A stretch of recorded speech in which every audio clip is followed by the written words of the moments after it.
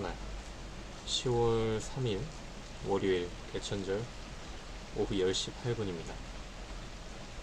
오늘은 별로 녹음을 할 생각이 없었는데 창문 열고 비 오는 소리를 듣고 있다 보니까 이 빗소리랑 같이 녹음할 수 있으면 나중에 들었을 때 되게 좋겠다 싶어가지고 정말 충동적으로 켰습니다. 네. 그래서 어떤 얘기 할지 전혀 고민을 안 하고 켜서 지금 얘기를 하면서 동시에 머리로는 계속 어떤 얘기 해야 될지 머리를 굴리고 있습니다. 우선은 지금 제가 녹음하기 전까지 했었던 일은 지금 새롭게 준비하는 브랜드 프로모션 관련된 기획안을 쭉 짜고 있었는데, 사실 되게 재밌게 느껴지는 일이기는 합니다만 제가 그동안 쭉 해왔던 일과는 되게 방향성이 다른 일이라서 과연 제가 앞으로 좀 만들어갈 커리어에 얼마나 큰 도움이 될까, 이런 부분에 대한 좀 의문을 계속 품고 있다 보니 마냥 기획안을 만들어가는 그 시간들 과정이 마냥 또 즐겁지는 않은 것 같습니다. 그러니까 어떤 결과물이 나왔을 때 그걸 즐기고 있는 제 모습을 생각해보면 뭐 그건 되게 재밌고 즐거운데 과정에 놓여 있는 지금은 이런저런 고민들이 좀 많이 돋보이는 것 같습니다. 이전에 제가 그 아크보소랑 같이 사진전 준비할 때는 어떤 일말의 의심이 없었거든요. 그러니까 지금 제가 하고 있는 일들, 앞으로 뭐 2, 3개월 뒤에 할 일들, 이런 것들을 모두 고려했을 때, 뭐 그리고 뭐 1년 뒤에 할 일들까지 고려했을 때, 이번 사진전 기획은 분명히 내가 앞으로 할 일들, 그리고 지금 당장 내가 조금 더 보람을 느끼고 재미를 느낄 수 있는 일이라는 것에 분명한 확신이 있었는데, 그래서 그걸 준비하는 과정이 좀 체력적으로 정신적으로 힘든 경우는 있었지만 그런 의심을 하지는 않았던 것 같습니다. 그래서 지금 준비하고 있는 프로모션들에 대한 살짝의 회의도 좀 있는 것 같기는 하고요. 그래도 일단은 그동안 진행해 왔던 것들이 있어서 어쨌건 일단 칼을 꺼내 들었으면 무라도 잘라야 되기 때문에, 네, 일단은 열심히 준비해 보려고 합니다. 사실 이전에 그 사진전을 기획하는 것도 그렇고, 뭐 가장 근본적으로는 지금 브랜드를 만들어 나가는 과정도 사실은 저의 성향이나 아니면 제가 갖고 있는 역량을 조금 계속해서 오버하고 네, 그런 일들을 골라서 하게 되는 것 같거든요. 지금 계획하고 있는 프로모션도 그렇고.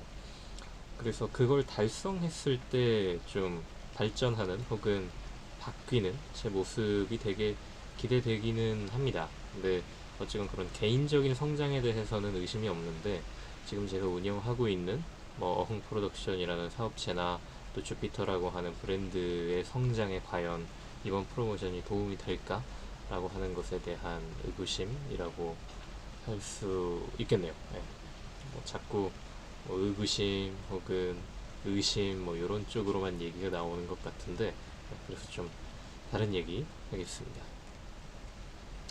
뭐 저야 휴학생이라서 뭐 시험에 대한 스트레스는 당연히 없습니다만, 이제 시험이 한 2주 앞으로 다가왔습니다. 네, 그래서 아까 말씀드린 프로모션 관련된 기획을 짜는 과정에서도 같이 하기로 한 친구들이 있기는 한데, 그 친구들한테 기획안 작성이나 혹은 전체적인 구상을 맡기기가 되게 어렵겠더라고요. 왜냐하면 시간적으로 여유가 안 될 것 같아서. 그래서 비가 되게 많이 오네요. 일단은 그 친구들이 단순히 학업만 하고 있는 게 아니라 보통 뭐 동아리에서 한 자리 맡고 있다거나, 그게 아니면 학생회에서 어떤 또 결과물을 만들어내야 되거나 그런 일들을 다 하나씩 맡고 있기 때문에 제가 함께 하고자 하는 프로모션 관련된 일들까지 같이 준비하고 추진하기에는 지금 단계에서는 좀 어렵겠다는 생각이 들어서 상당 부분 그 업무를 제가 쥐고 있습니다만 이게 조금은 버겁게 느껴집니다. 어쨌건 일을 잘 쪼개서 좀 제가 하기 어려운 부분들 그리고 또 다른 친구가 담당했을 때 훨씬 더 좋은 아이디어, 더 양질의 아이디어가 나올 수 있는 영역들이 분명히 있을 텐데 이런 부분들을 잘 쪼개서 일을 분배하는 과정이 필요하겠습니다만 그것도 사실 굉장히 많은 시간과 노력이 들어가는 업무이기 때문에 별도로 시간을 내서 좀 일을 쪼개는 일을 하기에는 조금은 시간적 여유가 저도 따르지 않는 것 같고 그것과는 별개로 어쨌건 올해 제가 되게 많은 걸 얻어간다라고 하는 것은 뭐냐면 작년까지만 해도 제가 갖고 있는 프로젝트에 대한 생각들 그리고 앞으로의 방향성에 대해서 정말 A부터 Z까지 전체 전반적인 것들을 상의하고 의견을 구할 수 있는 파트너, 친구가 없었는데 올해 같은 경우에는 꽤나 많은 친구들, 그러니까 일적으로 방향성을 공유하고 고민을 나눌 수 있는 친구들을 꽤나 많이 만났다는 점. 어제도 부텐이라는 친구를 만나서 지금 준비하고 있는 프로모션 관련된 이야기를 나눴는데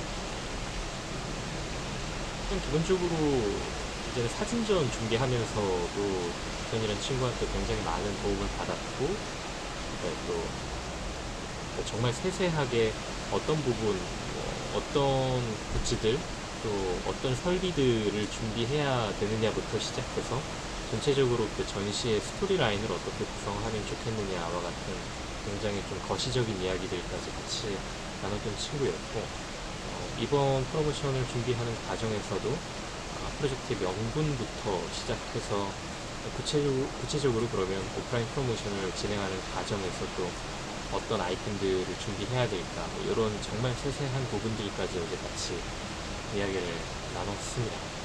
그래서 어쨌건 저는 뭐 개인적으로 고민이 있을 때건 아니면 이렇게 일적으로 뭔가를 상의를 해야 될 때건 그걸 말로 텍스트로 다 하나하나 정말 정확하게 표출하고 공유해야만 뭔가 안정되는 느낌이거든요. 그래서 어제 북현이랑 한 2시간 동안 대화를 하면서 프로젝트 관련된 제 불안함을 많이 볼 수 있었고 또 분명한 방향성을 잡아낸 것 같습니다. 그래서 아무튼 하고 싶은 이야기는 올해 꽤나 굉장히 귀중한 파트너를 많이 얻었다라는 점, 그 부분을 좀 기록을 하고 싶었습니다. 그리고 이제 월드컵이 얼마 안 남았죠. 11월 24일 목요일에 우리나라 첫 경기를 하는데 사실 월드컵은 여름에 해야 제맛이기는 하다라고 생각을 합니다.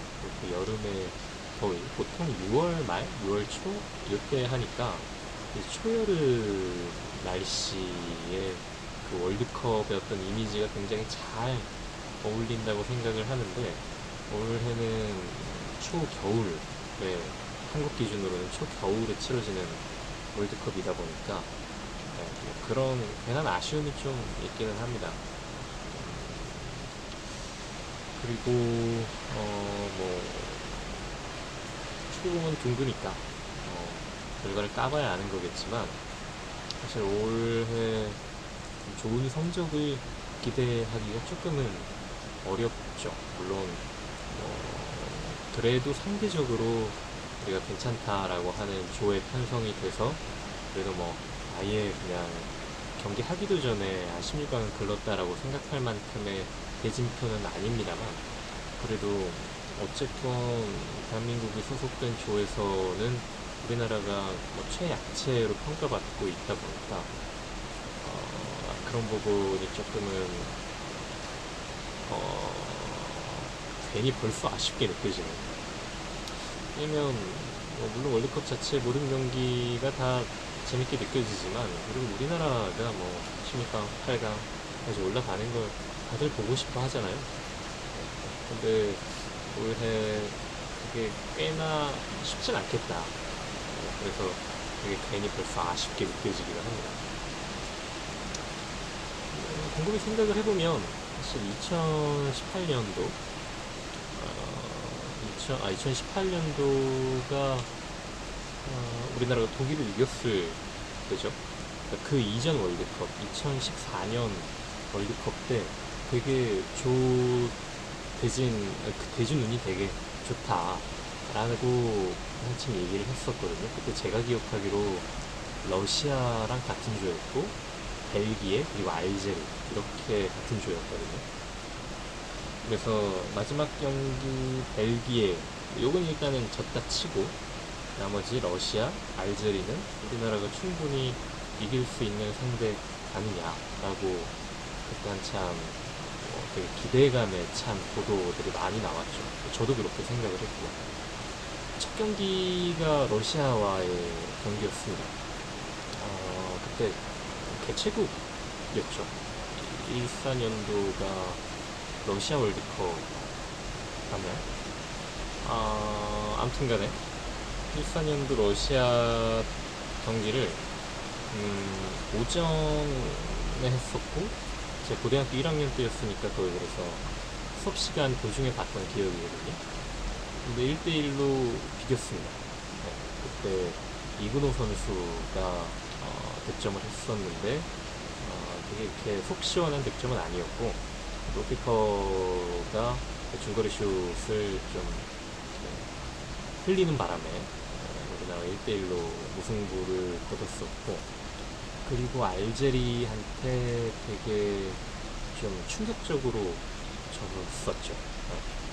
그때 제가 기억하기로 4실점인가 했던 기억이고, 그리고 나서 벨기에를 만나서 1대0인가 로 졌습니다. 그래서 토탈 1무 2패로 그때 예선 탈락을 했었고, 2010년에 월드컵, 그때 우리나라가 16강을 갔었습니다. 그 남아공 월드컵이었죠. 그때는 그리스, 아르헨티나, 나이지리아 이렇게 같은 조였는데, 그리스전을 우리나라가 2대0으로 이겼습니다. 박지성 선수가 그 등산 탈춤 세레모니를 했었던 경기고, 그리고 아르헨티나를 만나서 크게 졌었죠. 그거는 뭐 예상 가능한 패배였고, 그리고 이제 마지막 경기 나이지리아를 만나서 우리나라가 1대1인가 2대2로 비겨서 1승 1무 1패로 16강으로 올라갔고, 거기서 우루과이를 만나서 연장까지 가서 지고 16강 탈락으로 대회를 마무리했었습니다. 네, 그게 다 기억이 나네요. 2006년 월드컵도 기억에 남는 지점들이 있습니다. 그때는 토고, 그리고 프랑스, 스위스 이렇게 한 조였는데, 사실상 굉장히 죽음의 조였죠. 왜냐면 네 팀의 그 전력이 비슷한 건 아니지만, 프랑스와 스위스라는 압도적인 전력을 지닌 두 팀이, 그 두 국가와 같은 조에 편성됐었기 때문에 좀 16강을 예측하기 쉽지 않았던, 하지만 2002년 월드컵 때 4강까지 갔었던 기적을 썼기 때문에 2006년 때는 굉장히 많은 그 국민들이 기대를 했던 걸로 저는 뭐 그렇게 기억을 합니다. 물론 뭐 그때 제가 초등학교 2학년 때인가 그랬으니까 뭐 뭣도 모를 때이긴 합니다만, 아무튼 간에 토고전은 우리나라가 먼저 실점을 했는데 그때 안정환, 이천수 두 선수 득점으로 2대1로 역전승을 했었고, 그래서 여기까지는 되게 스토리가 굉장히 좋았죠. 그리고 나서 두 번째 경기가 프랑스전이었는데, 이건 거의 뭐 패배할 거다라고 예상했던 경기였는데, 이때 박지성 선수의 골로 1대1로 비겼고, 그래서 이 죽음의 조에서 1승 1무면 충분히 해볼만 하다. 그리고 마지막 경기 스위스였고, 어쨌건 스위스는 프랑스보다는 전력이 낮다고 평가받았을 때고, 뭐 지금도 마찬가지지만, 그랬으니까 스위스는 뭐 어떻게 최소한 비기거나 이겨서 어찌저찌 16강 갈 수 있지 않겠냐 그랬는데, 여기서 스위스한테 패배를 하게 되죠. 이때 뭐 오심 논란도 있었고, 뭐 여러 가지 좀 그 마지막에 나라가 시끌시끌했었던 그런 흐름으로 경기가 마무리됐어서 굉장히 좀 유쾌한 대회는 아니다. 네. 뭐 사실 이전 월드컵, 그러니까 2018년 월드컵 같은 경우에는 어쨌건 결과적으로 예선 탈락하긴 했지만 마지막에 독일을 잡으면서 되게 뭔가 좀 그래도 비교적 기분 좋게 끝났던 대회잖아요. 2006년 때는 1승 1무 1패를 하고도 마지막 경기를 되게 안 좋게 지는 바람에 굉장히 그때 저도 기분이 안 좋았던 기억입니다. 이렇게 2006, 2010, 2014, 2018 년 월드컵 이야기를 쭉 해봤고,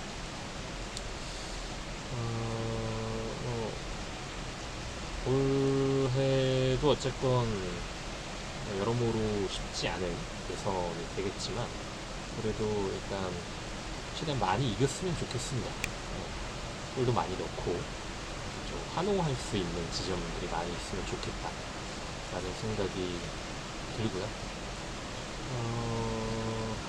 일본의 경기도 좀 유심히 볼 것 같습니다. 네. 제가 봤을 때 상대적으로 일본의 전력이 어쨌건 한국보다는 앞서 있다고 생각을 하기 때문에 일본이 그 정말 죽음의 조라고 불리는 그 조에서 어떤 식으로 경기 운영을 할지 뭐 이런 부분이 되게 궁금합니다. 네. 아예 일본이 그냥 16강 가능성이 없다고는 생각하지 않는 게, 뭐 2002년 때 우리나라가 16강을 2002년 때 우리나라가 4강을 갈 줄 누가 알았겠으며, 2010년 월드컵 때도 우리나라가 원정 그 대회에서 16강 갈 줄 또 누가 알았겠습니까? 그런 걸 생각해보면 일본도 원천적으로 16강 가능성이 없다고 보기는 힘들지 않나, 그런 생각이 듭니다. 그리고 솔직한 말로 일본이 속한 조나 대한민국이 속한 조나 어쨌건 쉽지 않은 건 매한가지다. 뭐 여러 가지 확률을 따지긴 하지만 결국 인생의 모든 사건의 확률은 0 아니면 1이잖아요. 그런 걸 고려했을 때 대한민국도 굉장히 어려운 월드컵이 될 것이다 라는 게 그냥 방구석 축구평론가의 그냥 헛소리였습니다. 그래서 비가 계속해서 많이 오네요. 내일은 또 학교를 가야 하는데, 내일 아침에는 비가 오지 않았으면 좋겠습니다. 여기까지 하겠습니다. 안녕.